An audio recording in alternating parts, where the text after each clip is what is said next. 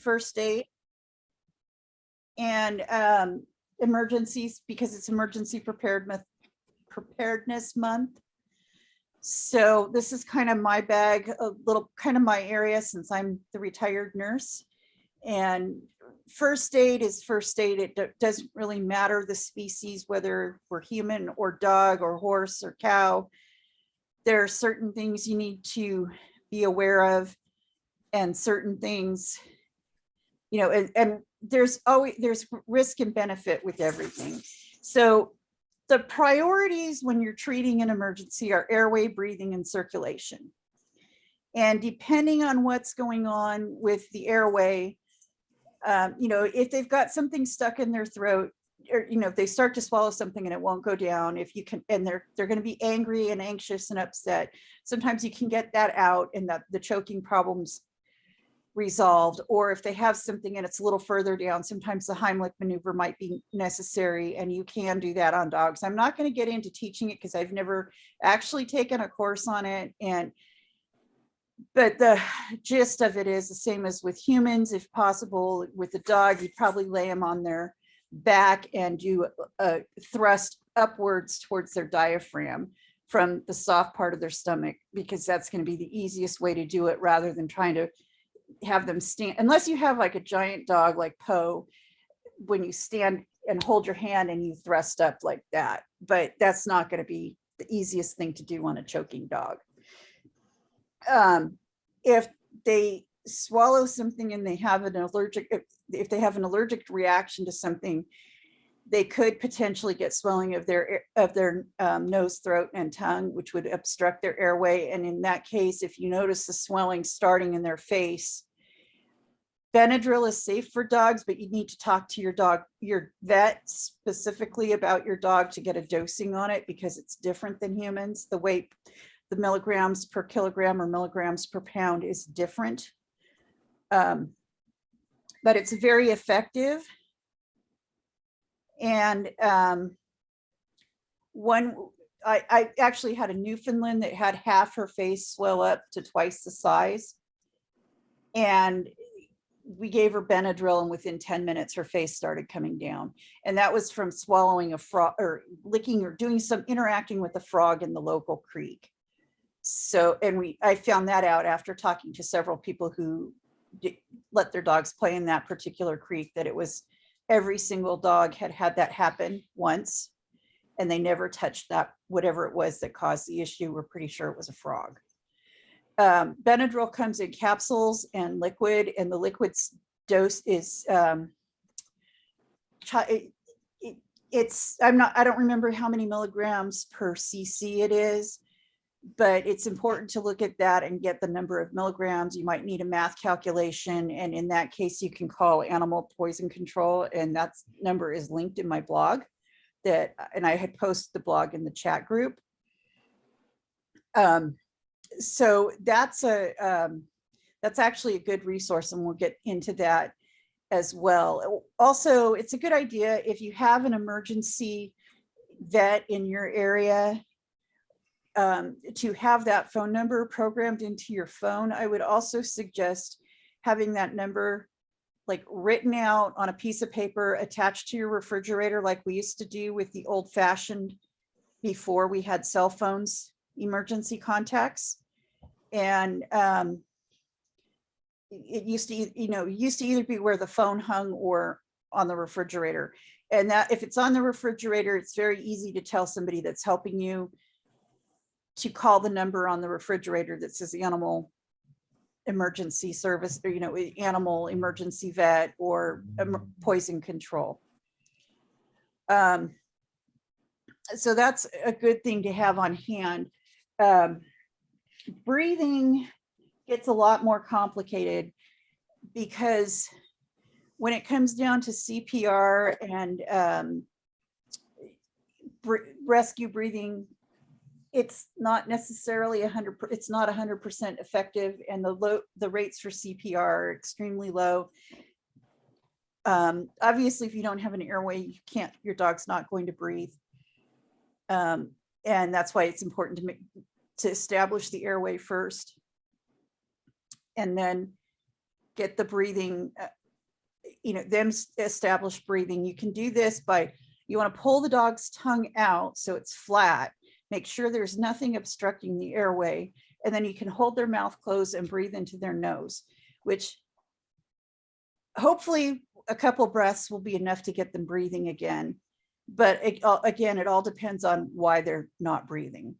CPR can be done on dogs as well with chest compressions, but again, it has a low survival rate. So, you have to look at the big scene, the big picture of what's happening with the dog and why it's not breathing, why it doesn't have a pulse, and how far are you from an emergency vet to get help. When you're making these decisions, it's part of triage, and it's the part of triage that sucks because you don't want to ever be in that situation. So let's get on to some stuff that we actually can deal with. Circulation, aside from chest compressions and heart stopping activities, also involves anything that might compromise the blood flow throughout the body. So if you have an airway, the dog is breathing and the heart is pumping, our next concern is how much blood is splurting, because if there's blood just pulsing out, you need to get that stopped immediately, and you need to get pressure on that wound however you can, because that means there's artery damage, and it's not going to stop on its own because the pressure from the beating heart is too strong to allow any clotting to take place. So I like to suggest to people that they carry that they have on hand, either in their first aid kit or at least at home, have some maxi pads or some tampons or something like that, because they're technically clean, they're not sterile, but they're definitely not dirty, and they're absorbent, and you can just slap those on a wound and hold pressure, and it will help stop, it will help the bleeding so that clotting can occur.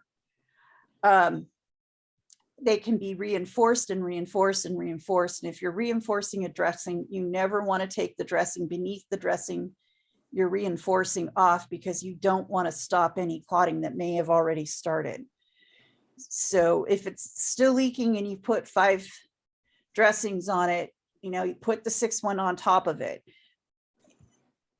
If it's a wound on a leg, on the tail and extremity, holding it in place with some vet wrap is usually, even on their body, most dogs are small enough that you can wrap a cut with vet wrap and hold the dressing in place, even on their body, like on their chest, or if it's in their abdominal area or on their tail or their neck.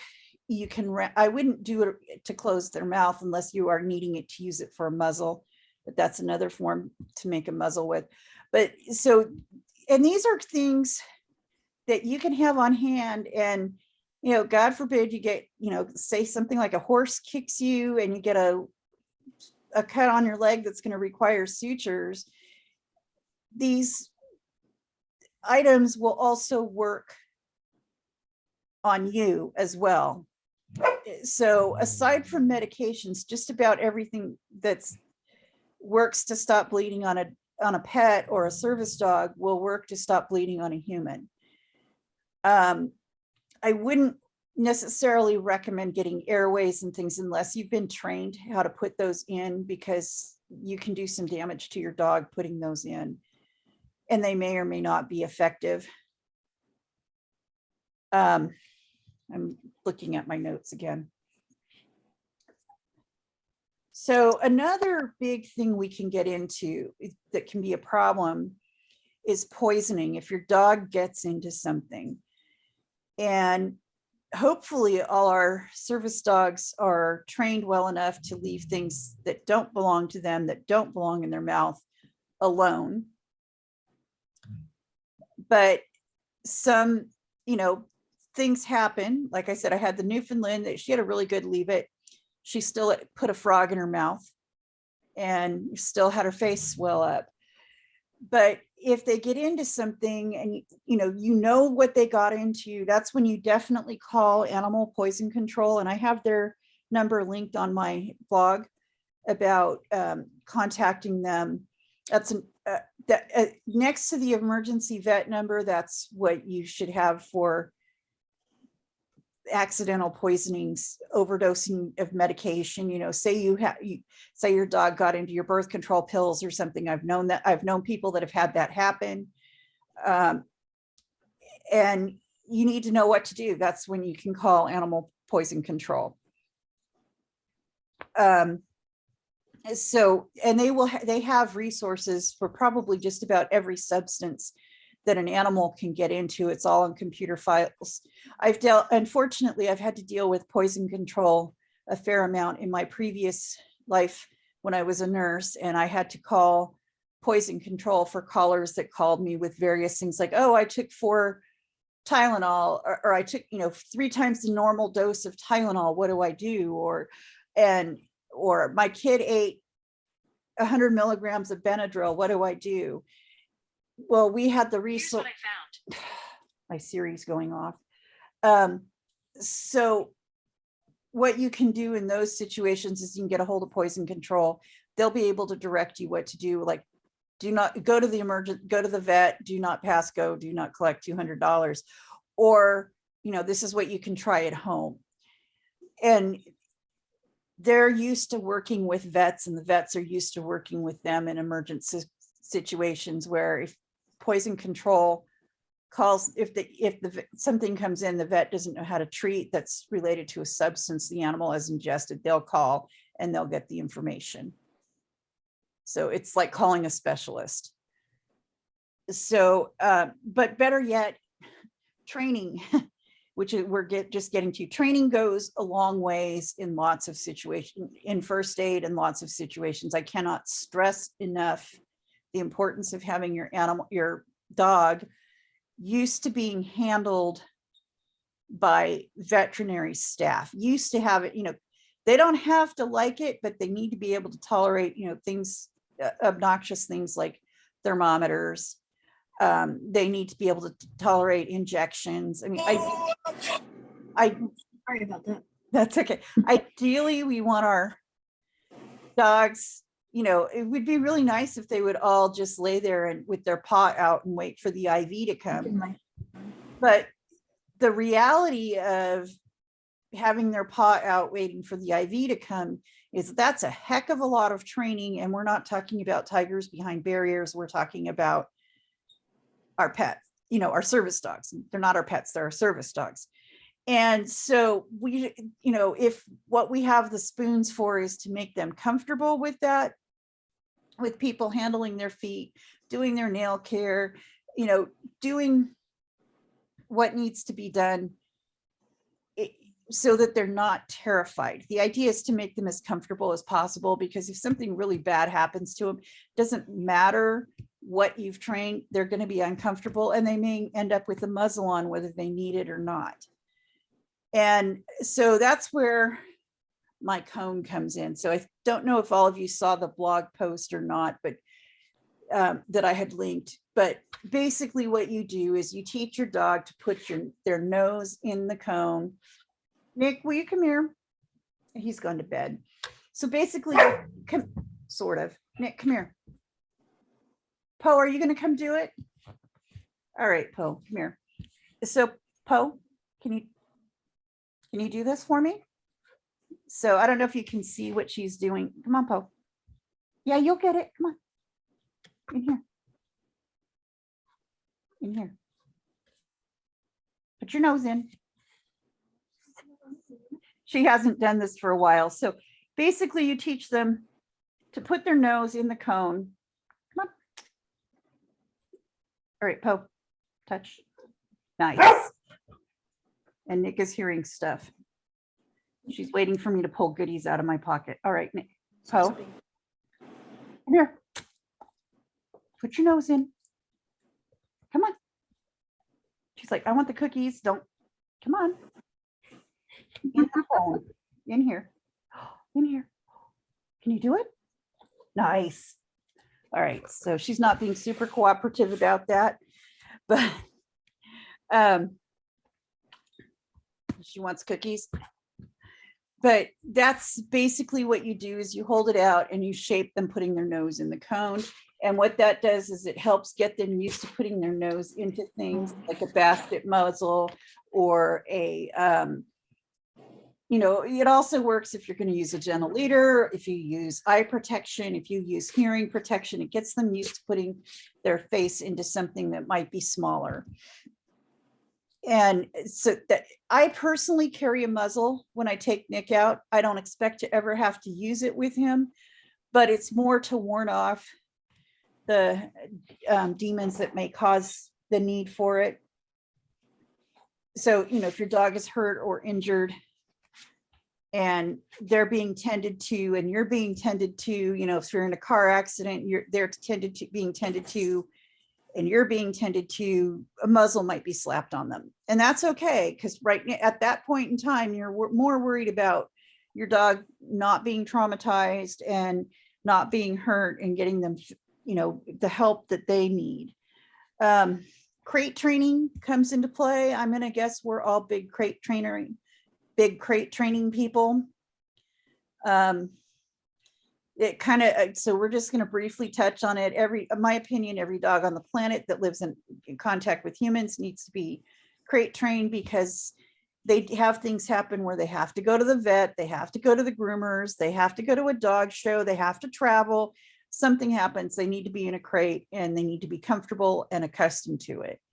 So, plus, it's also nice just for a management tool around the house. Nick goes in his every day. I use crates to keep Poe and Nick separated, because when they eat, because if I don't, Poe will push in and take Nick's food. So it's a multi-purpose tool, but if we have it, it's a good idea to have on hand, because then if they do go, if they do have to spend the night in the vet, say they get, or if they spend the day in the vet, they get neutered, you have to do a drop off for some reason for your vet appointment, then your dog's not going to be as stressed being in the vet clinic as they might if you didn't have that training in place.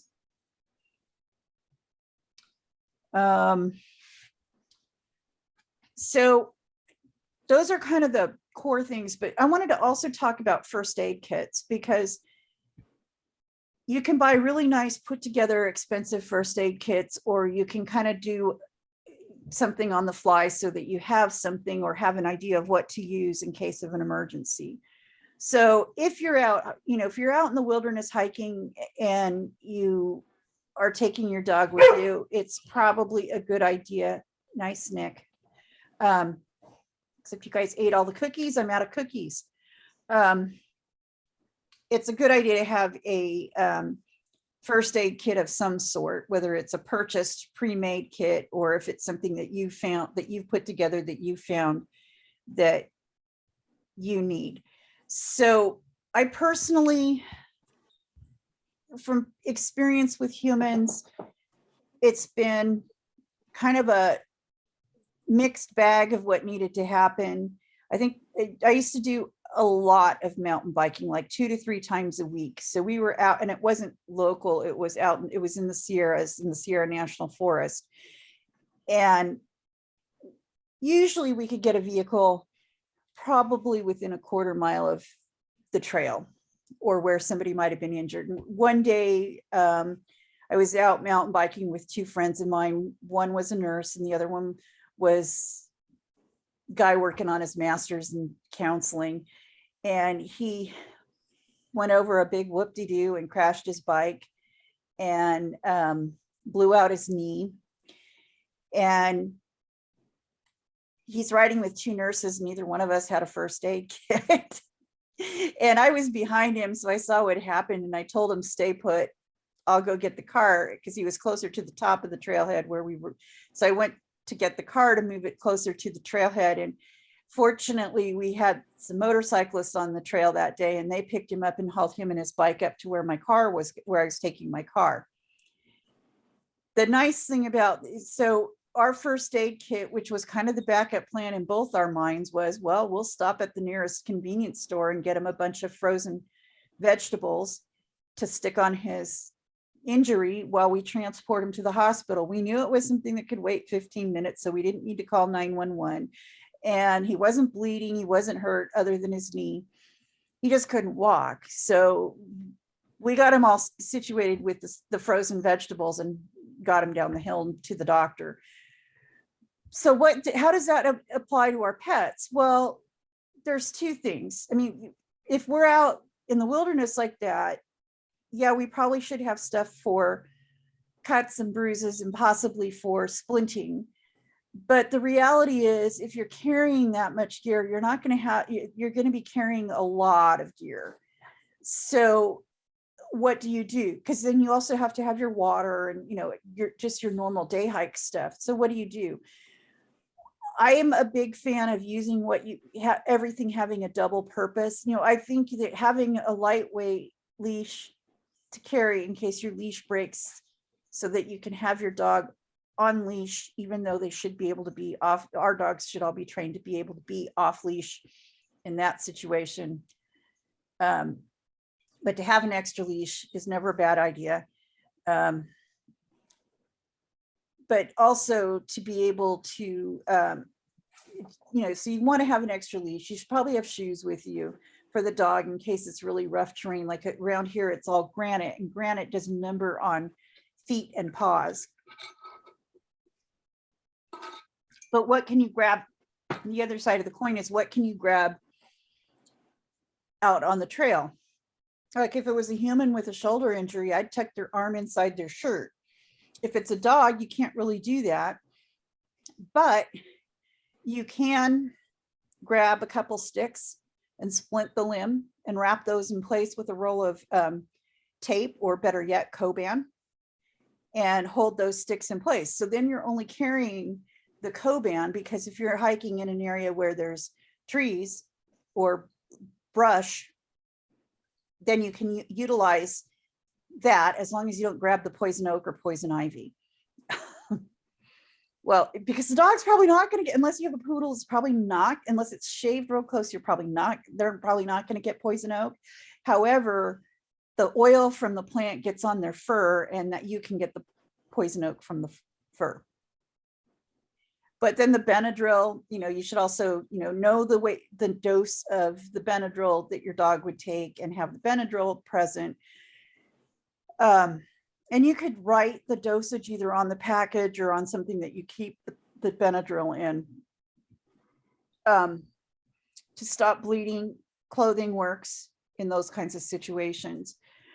And so the main thing you want to worry about is splinting and bleeding and getting out of there. There's also a lot of stuff, you know, there's just a lot of stuff that they put in there. We always should carry water bowls and extra water. But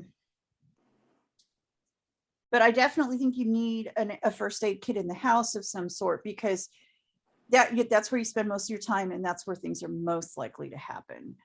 I could tell this story about my sister going to the hospital with maxi pads and vet wrap on her leg because she did get kicked, and the doctor said to her, "Oh, that's the best homemade dressing I've seen." So the medical profession gets that we use these things in first aid. So those are not never a go wrong thing. But for the go bag that I take everywhere, last week we kind of went over what I had in mind that day. I do like the idea of keeping Musher Secret in there, because you can put it on their nose, you can put it on your hands, you can put it on their paws. It's a wax, and it works in heat, it works in cold, and it's protective. And then muzzle, definitely. I have the fanny pack, or the bag I have, acts as my purse. It also acts as Nick's go bag. So anything I think I might need for him at any situation is basically what I keep in there. And then when we go do something, like when we were hiking around Yosemite, that was my backpack for the day, but it was also, most of the contents were directed towards Nick and what he needed. So I keep shoes in there. I keep a muzzle. I keep socks, and for him, just about anything he could possibly need. I keep water bottles. I keep water. My backpack happens to have 2 pockets, one on either side, to hold a water bottle. And then it's the way it's set up It's got like a computer sleeve in it, but the computer sleeve also has a outlet for a hose for like a Camelback.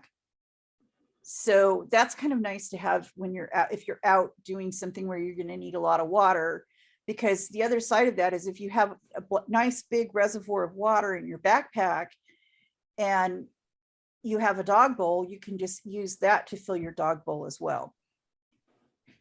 So I'm all for multi-purpose things. So what else did I say? I'm kind of thinking that's about what I had covering it. But the main thing is you want to be prepared and you want to not freak out, and you want to have an idea of, you know, we want to make sure they are breathing, that they have their airways clear, that they're breathing, that their heart is pumping, and then assess from there what the injuries are and what the next steps are.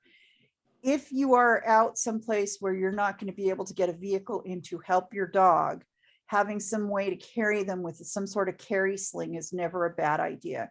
They have harnesses that you can carry them with, but those might be great if you have a broken leg. But if you have an abdominal injury for any reason, you know, say they got a cat bite, I'm thinking big cat, you probably want to carry them out. And to do that, you would need, you know, something equivalent to a Stokes for a dog or a sling. And they do make those if that's something you're interested in.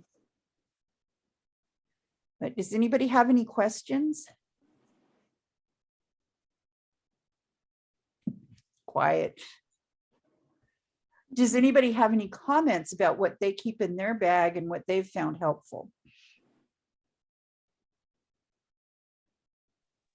I think to some extent it depends on the area, but like Central Texas right now, it's foxtail season.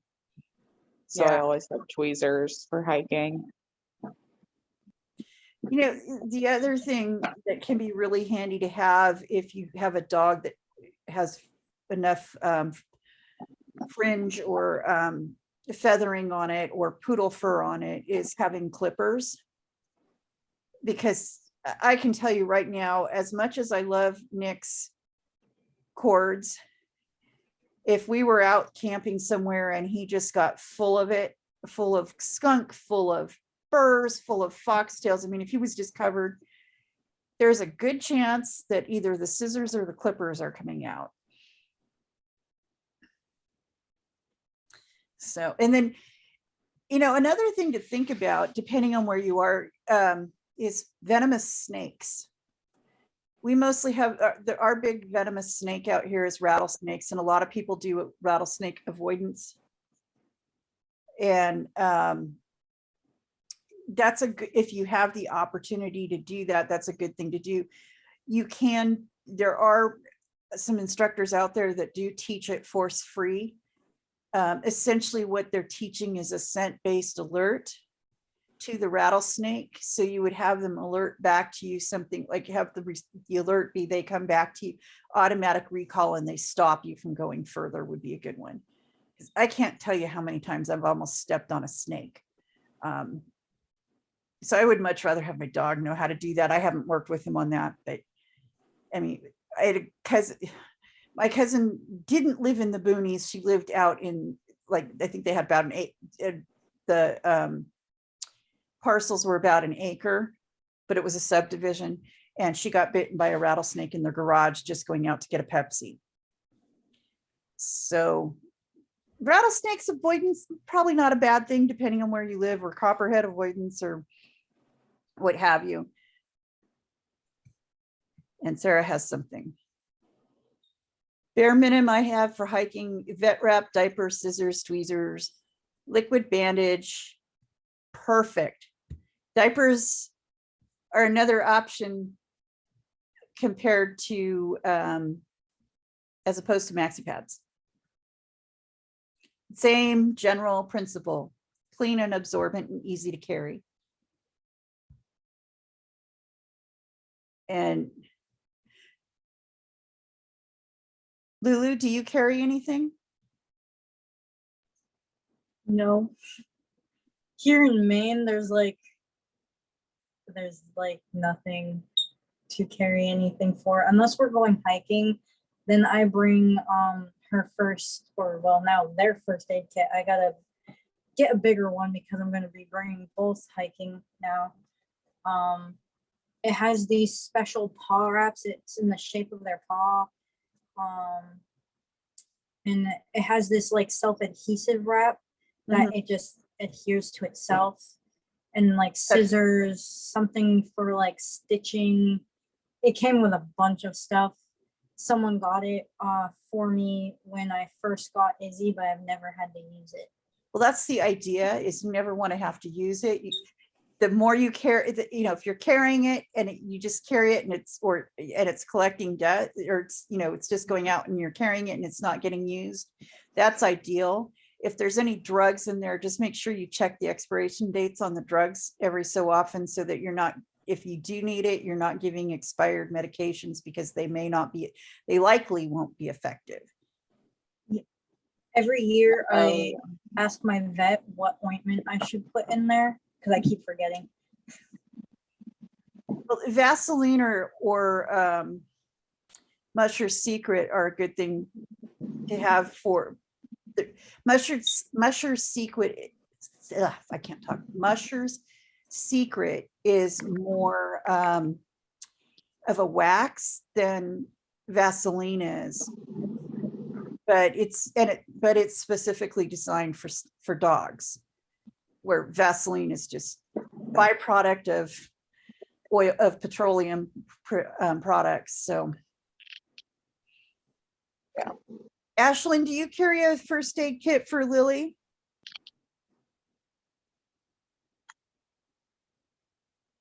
Give her a minute. But you know, it's hard to be over prepared. It's easy to be under prepared for an emergency. And I think probably an extra leash, if nothing else, is going to go a long way, because, you know, even today at San Diego Zoo, or I don't know if it was today or the other day, but at San Diego Zoo, they had some stray dogs in with the gorillas. Not sure how that happened, but Someone wasn't. Seems like a self-correcting problem if they're in with gorillas. well, somebody's probably going to be in a lot of trouble for not for not checking the fence. It's kind of like the cougar that jumped the fence at the LA Zoo and got in with the koalas. Yeah. Whoops. Yeah. But I was trying to figure out how somebody's dog got in with it. Of course, it had no chip and no collar. So they don't know how the dog got in, where the dog came from. And whoever's pet it may have been is now not going to claim that dog, because they know they're going to be in trouble with the zoo. But it's, if for no other reason to have a spare leash with you, would be to catch that other dog. You know, if something happens and there's another dog that's loose that needs to be caught, hopefully there's somebody with you, somebody that can manage your dog, or catch the other dog, or manage your dog while you catch it. But one never knows. I mean, you never know what's going to happen. I mean, I didn't encounter too many bears when I was mountain biking in the Sierras, but they're out there. And I think the only reason I didn't encounter bears was because I always had a Great Pyrenees with me.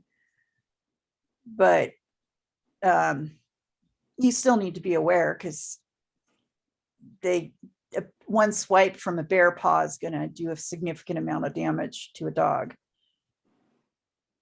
or one bite from a cougar is going to do a significant, and I think we have cougars just about everywhere.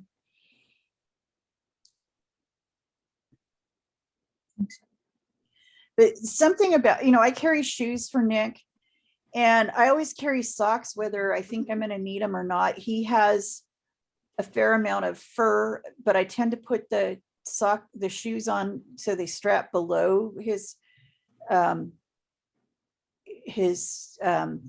rosette, not his rosettes, his palms on his feet, his fluffy on his feet. And so I always worry about the shoes rubbing. And so having a pair of socks is like having a pair of socks when your shoes don't fit right. It makes it a little bit more comfortable. So if you're going out for a long day, that's something to consider.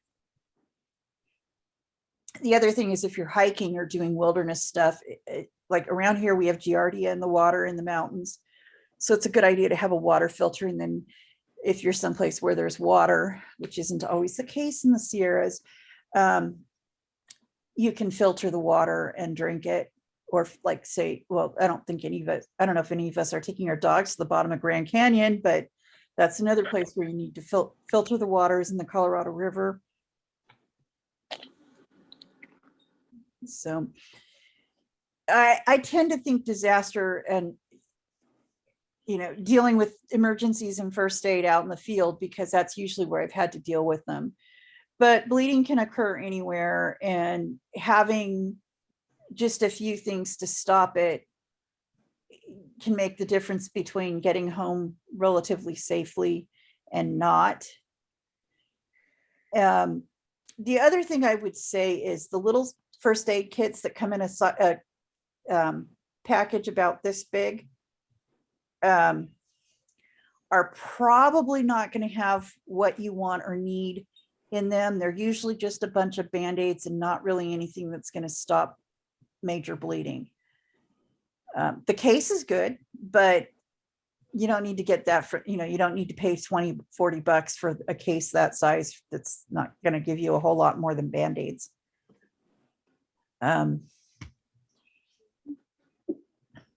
Sarah, do they keep a first aid kit out for the dogs when you're doing hunt test? So if you're doing a hunt test, you do have to have a first aid kit, and it's combined for dogs and humans. And Okay. it's a lot more stuff. So like I have the equivalent version of it, and it's like clippers for hair, chest seals for gunshot wounds, you name it. Okay. So Yeah.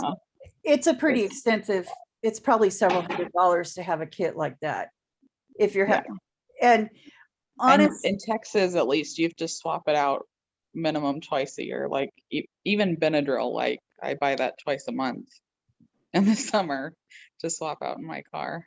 yeah. Well, the thing is, that's another thing I wanted to touch on is if you have drugs in your first aid kit, don't leave it in the car if you can help it, because you don't leave the drugs in the car because the car overheats, especially in places like California and Texas.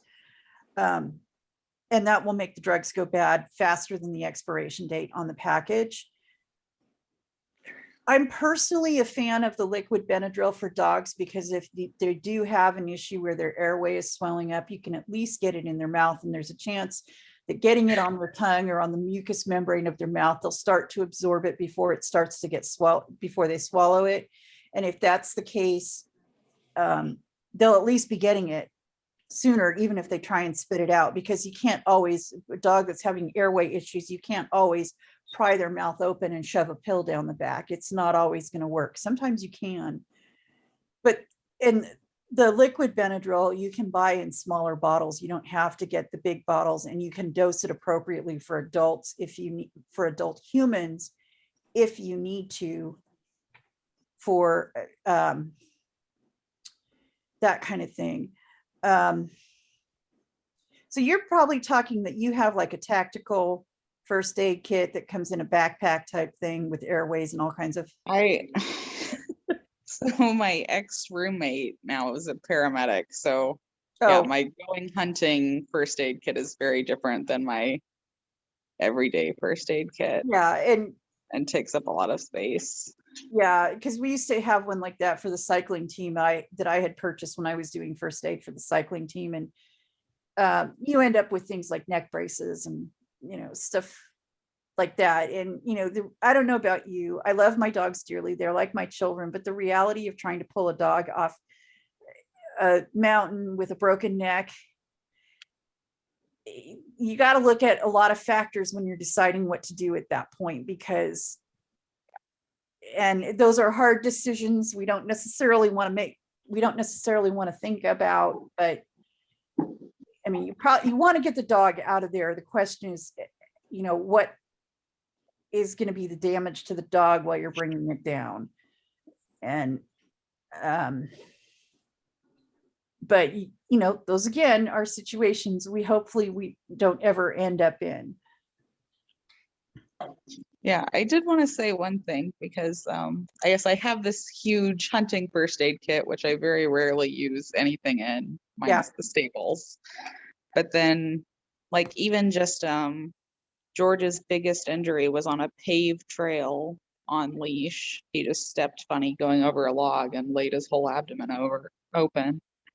So having something is useful. It's better than Like I had diapers and I didn't even have vet wrap. I used my shirt, but it was enough.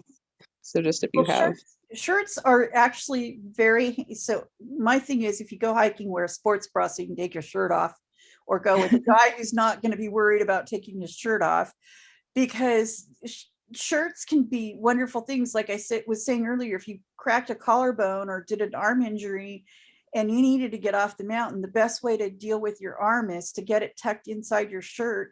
And most of us regardless of how loose your shirt is, if you tuck your arm inside your shirt and put your hand, it's not going to be comfortable, but put your hand under your waistband, it's going to keep your arm from jostling much more than if you have your arm free. Or if you have an extra shirt, it can be tied in a loop around, especially if you have a long sleeve shirt, you can tie the shirt sleeves around. You can tie it up and tie the shirt sleeves around and make it into a sling and put your arm into that.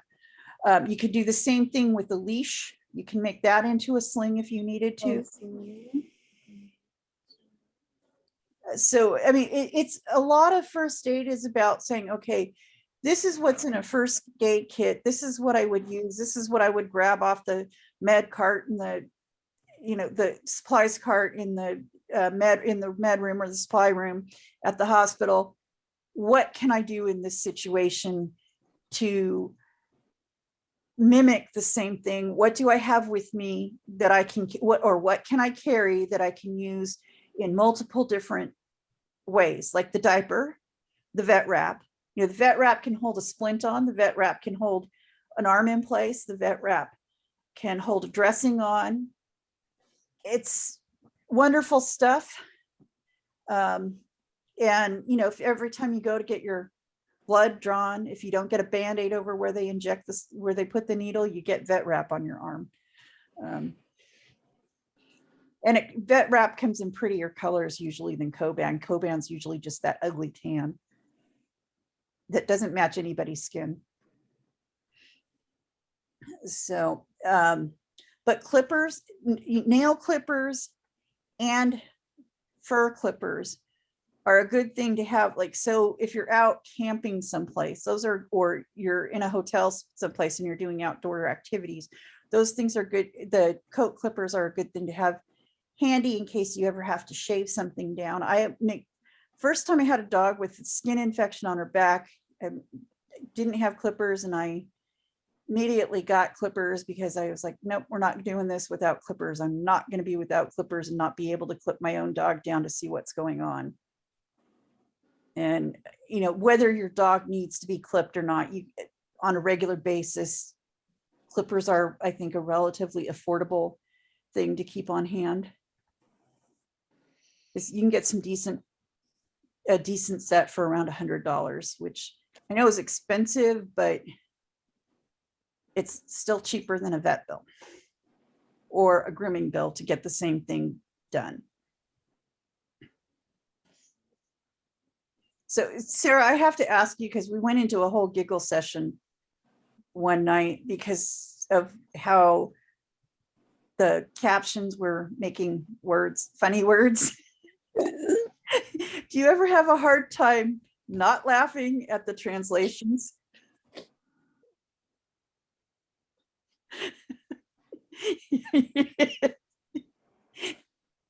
I'm seeing smiles. I was just remembering that one night where we were like just testing it. That was hilarious. Yeah. Why I asked her. And I hear Ashlyn.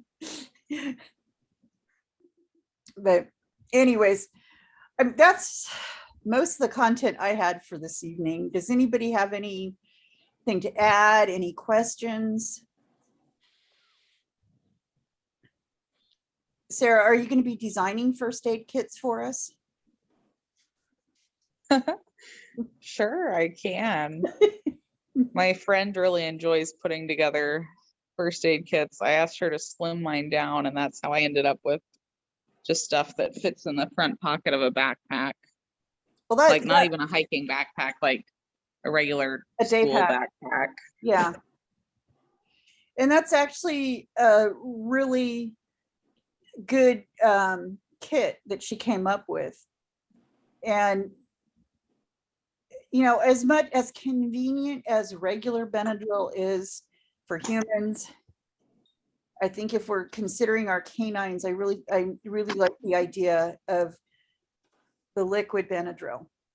Yeah, that's what, at least around me, vets recommend too for snake bites, is It's a dose them with the Benadryl. liquid Benadryl, because it can be like an hour by the time you're off the trail into the vet.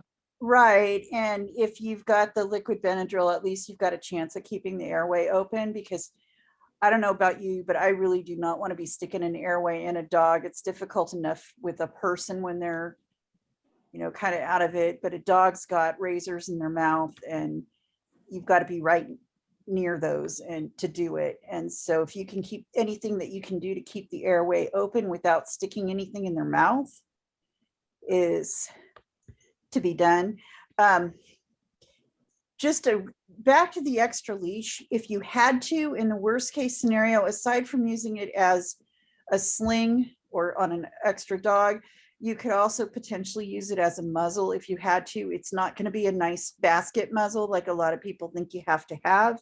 It's going to be more along the lines of a grooming muzzle, which is slipped over their nose and they can't really open their mouth. But you're going to be, if you're using a muzzle like that, you're using it in a situation where you're handling the dog and you're going to be aware of what's going on with the dog and you're going to be able to tighten and loosen it as needed.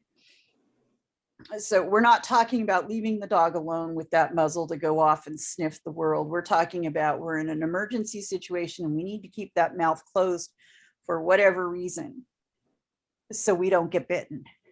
And that if your dog ever bites in a situation like that, when they're scared and they're hurt and they're in pain and they're unfamiliar surroundings and there's all these people hovering over them, that's not the same thing as an aggressive bite,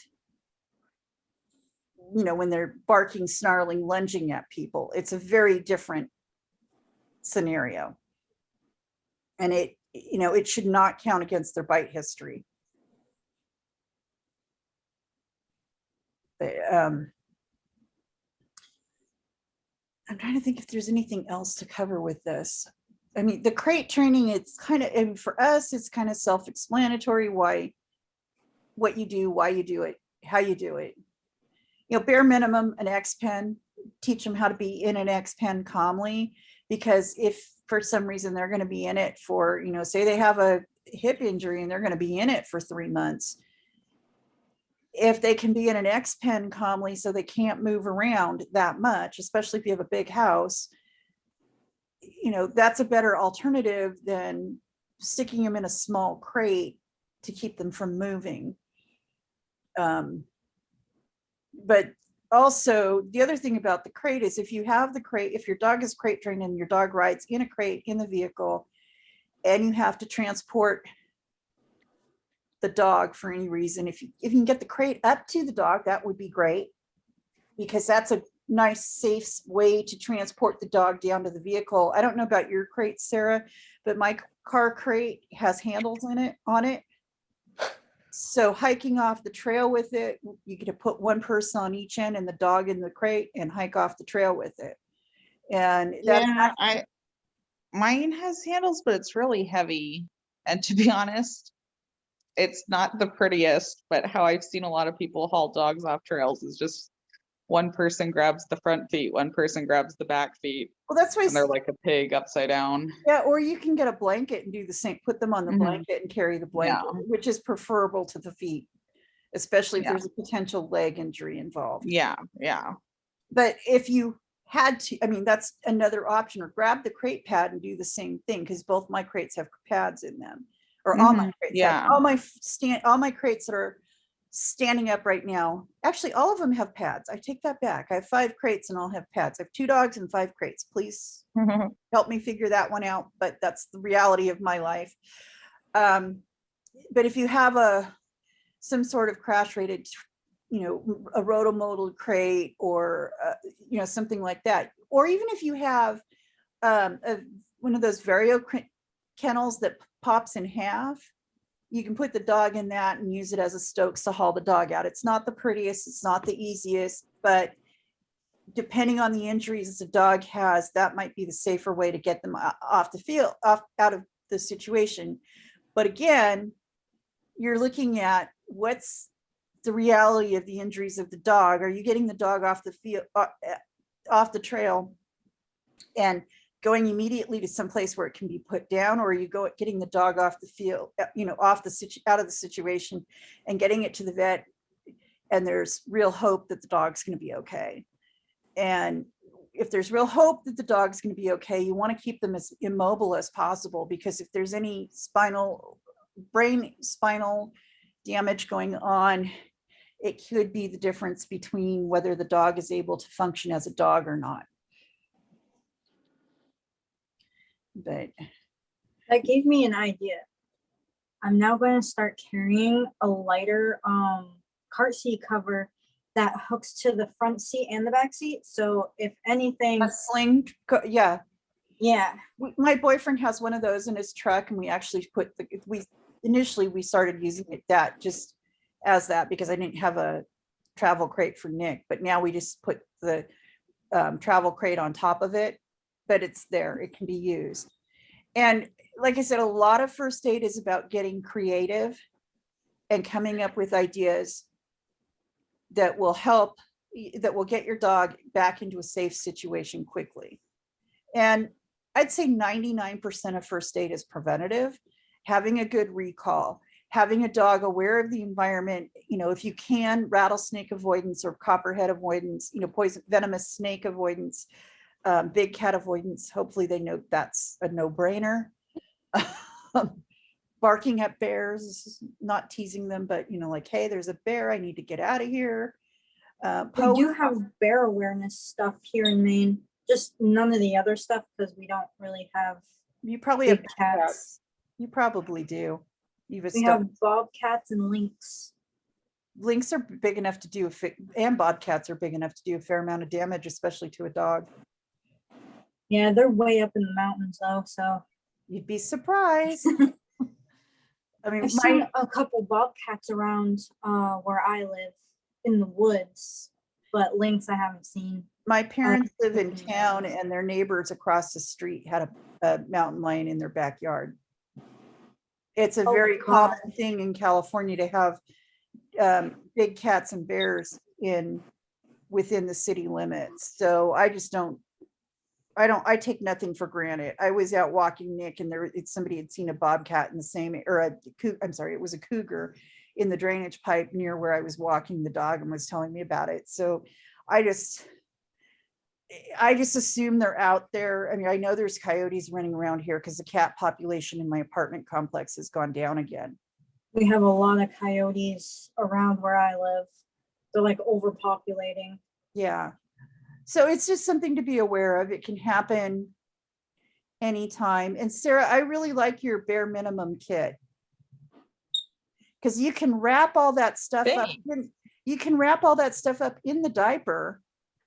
Yeah. And then you just my issue was I didn't carry the first aid kit with me enough when I had a bigger one. Well, that's the problem. Like when I was involved with the cycling team, the big first aid kit was in the coach's car, who was driving along behind us, coaching us. So if anybody went down, we had the kit and we had it available. Fortunately, we never needed it. The times we had bad crashes were at the velodrome, and they were like 911 calls, or or we're going to the emergency room now, type things. They they were either spray it off with your water bottle, or we're going to the ER. So that's part of knowing what to do, is assessing what's really going on without panicking. And if you haven't had a good first aid kit, a good first aid course, like I figure I have a degree in first aid, that's what nursing is. But if you haven't had a good first aid course, I would highly recommend taking one, at least for humans, because you'll have an idea of what to do for your dog. The main difference would be what drugs you carry for the dog versus what drugs you carry for you. The big one is to carry Benadryl, and Benadryl is safe for both humans and dogs, especially if you get the human grade. Because you said you buy it once every month in the summer, or once every couple months, Sarah? Twice a month. Twice a month. I'm lazy and I just leave it in my car. I don't want to take it in and out with how Okay. much we hike. Well, the other thing about it though is, I mean, could you put that in your day pack that you hike with? Probably, but I mean, it's cheap. It's like Yeah, $3 a bottle that I buy. it's cheap, but it's also, the good thing about it is if you're with somebody and they go and, say they do get stung by a bee and they don't know that they're allergic to it, you're protecting their airway. And I can't, I'm no longer a nurse. I'm not a nurse. I was never a nurse in any of the states that you guys live in. So I can't give nursing advice, but, I would say check with your doctor, check with your vet, make sure it's appropriate for you before taking it, before going on hikes where you might need it. And just, hi, George. Just to make sure, and make sure you know what the dose is and write it down somewhere where you will have it, like put it in your phone under your dog's name or something. Oh, the other thing I was going to suggest that I didn't really mention was on your phone. Mine, I need to redo because it got cut off, but I don't know if you can see that. I've got my ice information on my phone with a picture of my dog. So having the picture of the dog actually got my phone back to me one time, because it's at a dog show and I set my phone down in the bathroom and forgot to pick it up, and somebody brought it to me because I was the only one with the corded poodle in the lab building where they were doing obedience. So that can be helpful. It also has my boyfriend's phone number on it. It's got, that Nick is a service dog and not to separate him from me if possible. So, it's good to have, a phone number of somebody to contact, like, the person you're closest to that you need to have contact, that needs to know what's going on with you. And that can give medical information if needed, because your friends can give doctors medical information or health insurance information, things of that nature, but the doctors can't give it to them. The doctors are bound by HIPAA, but your friends are not. Your friends and family are not. So anytime anybody asks you for medical information, they're asking you directly, that is not a HIPAA violation. That is your choice whether you answer those questions or not. I get so tired of people screaming, but that's a HIPAA violation, without even knowing what it is. Oh yeah. So, Sarah, do you carry shoes for George, or does he just go au naturel?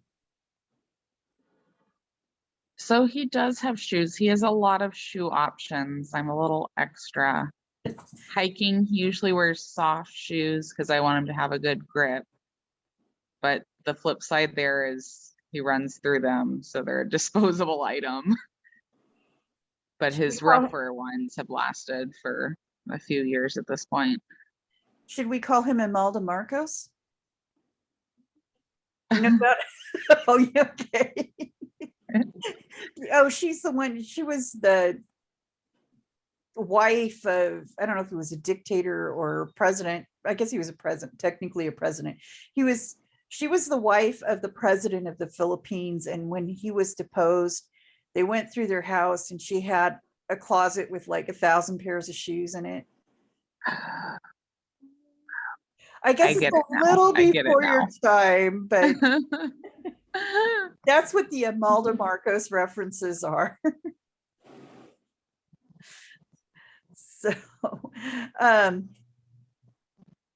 Nick only has rough wear shoes at this point, and that's pretty much all we've used. And we mostly use those for heat. We're experimenting a little bit with Musher's Secret, because most of the time when he needs shoes, it's going from my apartment to the roundup to the store, and there's very short walks on things other than inside. But when we do go out for extended periods, he wears rough wear so he doesn't burn his paws. Or could you use one thing that I like a lot for George for just walking around on pavement is socks with little grippies on the bottom. I haven't found any that I like. I need to look up that. I need to order some from that company that you had for your lab, because I think they're Yeah, fairly yeah, I local got to me. George some of those same ones, the Woodrow wear, Yeah. and they don't slide down like human ones. Well, I have rough wear socks, but they don't have the grippies on the bottom. Yeah, yeah. I actually have a set right here. They stay up though. They stay up better than baby socks. It's got a sticker in. Oh, no, it's not a sticker. But he does wear those sometimes under his shoes if I'm worried about him getting a rubbing. But I mean, there's all kinds of options on what you can do. And it also depends on what your dog's willing to tolerate. If they're not willing to tolerate a lot on their feet, sometimes, or if it's cold and you're just worried about, a short distance, or it's too hot and you're worried about a short distance, there's different options. Because we don't want to injure their feet. The other thing nice about carrying shoes with you when you're hiking, if the dog's not actually wearing them, if you're at least carrying them, you do have an option if there's a cut or a bruise on their foot to put something on their foot that they didn't have before to protect it. But I will say, I don't know if do you have puncture vine where you are, Sarah? Also called goat's heads. Yes. Yeah, we definitely do with much that. more where I have just moved. Okay, so this stuff is notorious for puncturing things like car tires and bicycle tires. I honestly can say that since Nick has been wearing his rough wear, because I hate those puncture vines, they were not an issue up in Oregon, but anytime we're out anywhere in the field, Nick's wearing shoes because of puncture vine. And I have not had an issue with puncture vine going through his shoes, through his rough wear shoes. So if you're ever in an area with puncture vine, that's something you've got to take into account, because if they step on that, it's going to go right through their pad, and it's far worse than stepping on Lego. If anybody stepped on Lego, Lego has nothing compared to puncture vine. So, and they might do it one time because they look at the plant and they go, oh, that's gonna be cooler if I step there. I feel like Maine's boring because we don't have anything that you're talking about. I looked it up. I was like, does Maine have this? Because I've never seen it. Probably here. not. It's too cold up in Maine. It's just, it's one of those, it's almost a succulent. It grows in hot, dry places. Do you have tumbleweeds? Russian thistle? I think so. I think we call them burdocks here. Okay. I hate those. They get stuck in Izzy's fur. Yeah, I just avoid them. We're pretty, because most of the valley is farmed, we don't have that many running around, but they're out there. We do see them occasionally, but the puncture vines everywhere. It's like in California, you don't roll your bike across dirt because there's puncture vine. You pick it, even if it's a mountain bike, unless you're on a trail, you pretty much carry it because there's puncture vine everywhere. Oof. And that's nasty, as are foxtails, because foxtails have a tendency to do things like they'll get in, and I've seen it happen where they get in the foot, like between, like right here, essentially between the extensions on the toes. And then it can, if you don't get it out, it can worm its way up, and but they can migrate up the dog's leg. I would hope, as service dog handlers, that we're keeping an eye out for those things so that they don't get under our dog's skin and fester, because that's something that we should be able to spot, as soon as it happens, before it even sticks their skin. But again, that's where having a good pair of clippers that you can use to clip an area where you can assess the situation comes in handy. And they don't have to be expensive. They just have to get through your dog's fur. Corded clippers tend to be cheaper than cordless clippers, but you can get a good cordless pair for about $125. So, I mean, I'm trying to think what else I have for first aid around that's just hanging around. I did recently invest in a car fan, and this is heat related. And what I did, it's a crate fan, basically, is what I purchased it for. And it's a Ryobi, if you're in the market for anything. Home Depot is having a sale on their Ryobi stuff this month. And it was, if you bought 2 batteries and a charger for $99, you got a free tool with it. And the fan is $59, and it's about $100 minimum for the batteries. So it was a good deal. And they're the 4-hour or the 4+, I forgot exactly what it is, but it's a long lasting battery for the fan, and the fan is really quiet. So if you're, I mean, and this is again, climate dependent on where you are. I just don't try, the crate I was using in the car previously, I had purchased it with a door on the side so that we could blast the cool air in, but I went for a smaller crate because the other crate was having difficulty getting in and out of the truck. So I bought a smaller crate, but I didn't have the option of a side door. So I bought the fan to compensate for that. But then while we're camping, the fan can be used for other things. Just like, if you have a first aid kit, is it something that the things you want to think about when you're carrying it, can I take it? Can I use it? Can my dog use it? Is it something that we can both use so we don't have to take more? Because you can use the tweezers to take a splinter out of you or your dog. You can use the vet wrap in the diaper to stop bleeding on you or your dog. So it's a lot of it's about, when you're thinking about it, what's going to work best? How much am I willing to carry? And what's the minimum I have to carry? What's realistic to carry? And should I really be carrying more? And ideally, I like to tell people to carry as little as possible, because that just adds more weight to you if you don't need it. There's all kinds of options you can come up with in the field. Start watching more movies crash movies and stuff where they're doing stuff in the field. I mean, it gives you some ideas of what to do and what to come up with as far as treatment in the field. I found these cool solar fans on Amazon. They're like mini ones, and the solar panel actually attaches to the front of your backpack. I've been thinking about getting one. Okay, so Ashlyn's asking mentioned puncture vine, and said, what's the name of the other thing? Are you talking about tumbleweeds? Oh, foxtail. Oh, yeah, foxtails, right, Sarah? And there's also Russian. Thank you, Sarah. There's also Russian thistle, which is like tumbleweeds, And of course, we all need to be aware of poison oak and poison ivy. If you are out in the field and you think your dog has gotten into it, whether they react or not, it's a good idea to give them a bath.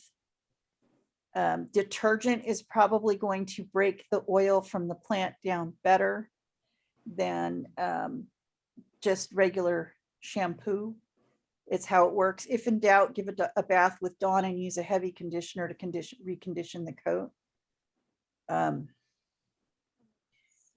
My dad was terribly allergic to poison oak, and we had turned the horses loose in a pasture, and they went and ate the poison oak, and they didn't have any reaction, and they all came off out of the pasture, and they had poison oak all over their fur. We didn't know it, and fortunately it was ponies, and my sisters and I were handling the ponies. We got poison oak, but my dad hadn't handled them, so he didn't get it. But then we found out the whole issue with it getting trapped on the fur. So be aware of that, especially if you're highly allergic to poison oak. And Sarah, do you have any snake bite things as recommendations about either how to prevent them or how to treat them?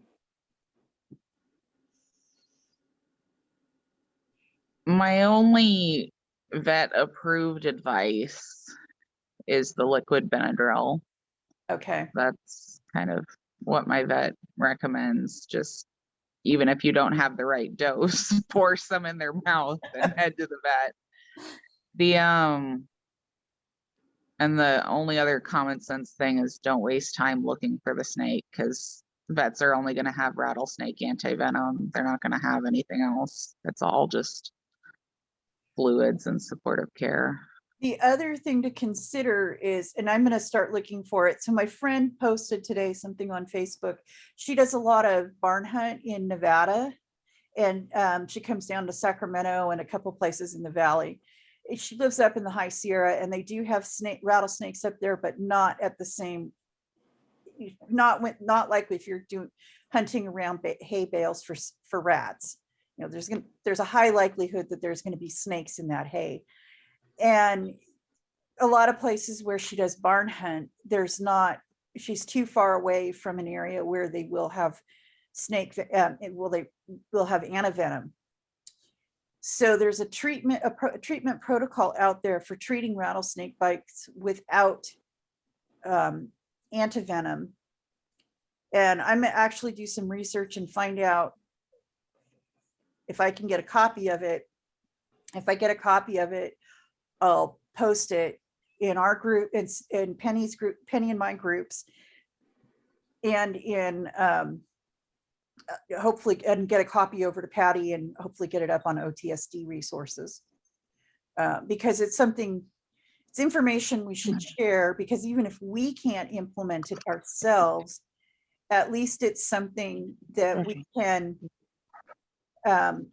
share with our vets if our dogs are in trouble, or even if they're preferably before they're in trouble. And yeah, and that reminds me. So what I've heard about the antivenom from a couple vets is that it's hit or miss, because with dogs at max they're getting 2 vials, and like a human child will get 300. So it's not really the end of the world if you can't get it. Yeah, I mean, it's a good idea if you know what the protocol is, so you can share it with the vet that's treating your dog, because they're the one with the license, and either they're going to be comfortable going, okay, yeah, I'll do it, or they're going to say, well, this is what we've always done, and I know it, you know, these are the results that we've had. And they kind of get pushed, just healthcare people in general, whether it's veterinary or human, can get kind of pushed out of shape with us if we try and be Dr. Google. But if you have the information, and like say you have a study from UC Davis that's showing, and I used UC Davis because that's our big vet school in the state of California, and it's pretty well known nationally. But if you have a study from, say, that or Cornell or any of the other big vet schools in the country, and you share it with your vet, they're going to have a hard time refuting what you're saying, as opposed to if you went on to WebMD and got the same information. So, and it's a good place to start a conversation with your vet. So, anything else to add, anybody? I don't know if this is really necessary, but I got one of these. It's a raincoat. It opens up and then the raincoat just comes out and it hooks to your backpack. That can be really helpful too. Especially if you have a dog that you have an injury and it's raining out or it's cold out or it's snowing out, because while the dog's coats are generally highly water repellent, we all know we can get our dogs wet. Even a Newfoundland can get soaked to the bone. And if anything you can do to put on the dog, especially if they're getting shocky, if you have an extra coat or blanket or shirt, again, that you can put over the dog to help just maintain that heat, it's going to be helpful. And often the other thing to consider with that is if the dog is able to wear a thunder shirt in the moment, the thunder shirts actually do work. It seems kind of, depending on the stress level of the dog, the thunder shirt, if the stress level is way up here, the thunder shirt may bring the stress level down to about here, or if their stress levels here, it may bring it down enough that they're much calmer. But they do help. It's just one of those, it's like giving yourself a hug, or Temple Grandin's hug machine type thing for calming. Things like that. Blindfolding the dog can be helpful as well. It does the same thing. It has some calming properties to it. Rubbing them behind the ears or stroking their ears is really helpful. If you've read any of the T-Touch, any books on T-Touch, it talks a lot about stroking the ears and calming the animal. And in a situation where they're injured and hurt, regardless of what the outcome is, we want to keep them as comfortable as possible and as calm as possible, because that's the last time we need to have a dog that's freaking out. And nobody wants to have bad outcomes, so we want to prevent them. So really strong recalls, really strong being able to have a boomerang response where they see something really distracting that they want to go play with, and you ask and you call them back and they come back immediately and they want to go with you. That's what we want to do, because that will help keep them out of trouble in a lot of situations. I mean, I almost got it today. I pulled Nick got within a foot of a cat I didn't know was there, and I pulled him off that. That could have been a bad situation. But being aware of those things, being aware of situations where your dog may not thrive, and maybe, if you can call them back before they jump off the cliff, or jump in the river that's going to pull them downstream, that's the ideal. Then we're talking prevention and not first aid. Or if we can tell them not to eat something that they might want to otherwise eat, especially when they're puppies. Older dogs tend not to, especially service dogs, tend not to have that issue. They tend to be things like Nick, where he'll pick up a coin and he'll bring it to me. So that's a whole nother method of prevention, is teaching that recall, where if you have that auto recall, where if they don't know what to do with it, they bring it to you. That's going to stop a lot of your items being chewed. It's going to prevent a lot of the possibilities of them chewing on things that they shouldn't have, like grapes. If they can hand you, whatever it is that they picked up, when you ask for it, it's going to prevent them from swallowing it. I like the idea of teaching them to pick up small things like pennies and nickels and dimes, because if they can do that and hand it to you, they're much more likely to hand you something that they shouldn't have. So did we miss anything? Can anybody think of anything else that we might need to carry? So Sarah, from you, was that scissors and tweezers are something that I had left off my list. And I think those are important, because you might need those to get glass out, to cut a length of bandage, to cut the vet wrap, maybe to cut off part of a nail that's hanging funny.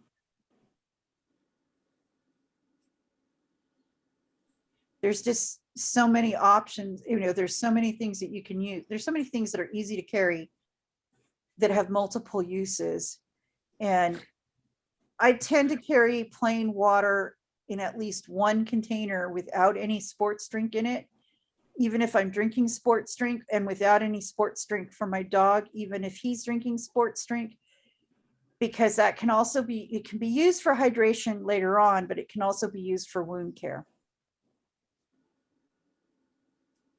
So, well, are we ready to wrap up? So you guys all look tired. All right, I'm Sorry, gonna he stuck his feet in the. Yeah, I I'm have ready a for the dog feet weekend. now. I'm gonna turn the recording off.